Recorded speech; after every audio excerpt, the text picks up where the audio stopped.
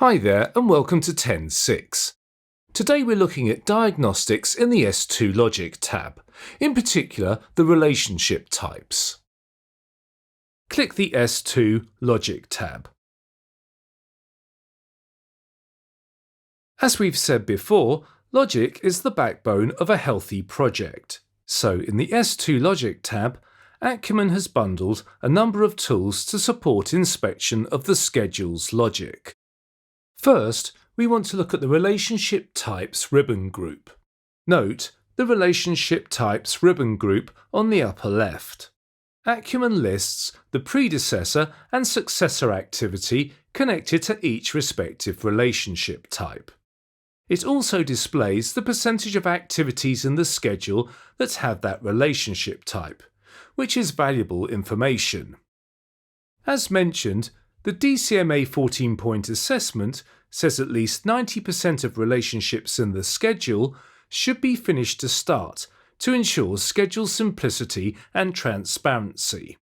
Finished to start relationships are more conducive to commencing successor activities based on a completed known scope of work, which is more transparent. So, shorter well-defined tasks that have finished to start relationships are preferred. The relationship types in S2 Logic shows how your schedule matches up to this important requirement and others. The corollary to the 90% finish to start requirement is that start to start and finish to finish relationships taken together should not be more than 10% of the activity relationships in the schedule. So, it's good to know the percentage of start to start and finish to finish activities in the schedule.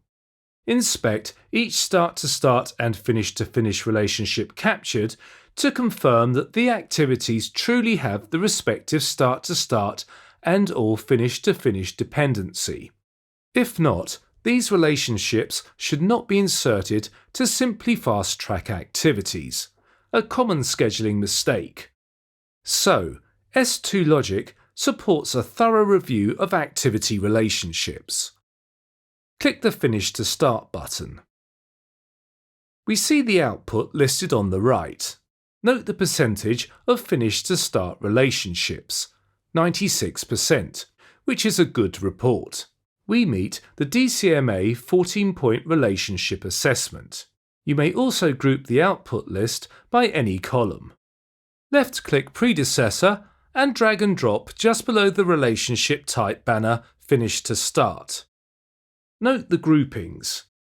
It groups relationship connections with the same predecessor together. To remove the grouping, left-click the Predecessor button and drag until an X appears. Then release the mouse key. Acumen removes the grouping. Inspect the schedule's other relationship types. Click Finish to finish. None in the schedule, so that's good. Click Start to finish. There's one start to finish relationship in the schedule. The start to finish relationship. In this not so common relationship, one activity cannot finish until another activity has begun. This relationship type is confusing and discouraged by most scheduling guidelines. You most likely will not cross paths with a start to finish relationship in your scheduling career, so this is for your awareness. The start to finish relationship is typically used by master schedulers in the proposal and initial planning stages of a project, and is a valuable tool for the master scheduler. Detailed planners, however, take the schedule's start to finish relationships and convert them into more understandable network logic, using the more usual finish to start and finish to finish relationships. Again, we do have one start to finish relationship in the schedule, which is a concern. Click Start to Start. Note the start to start relationships in the schedule. We have several activities in the schedule that have start to start relationships.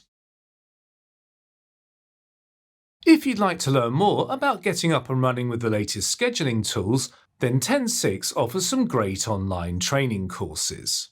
These courses are written by industry experts and offer you all the skills you need to get up and running. For more information, visit our website at 106.com for full details on how to get started.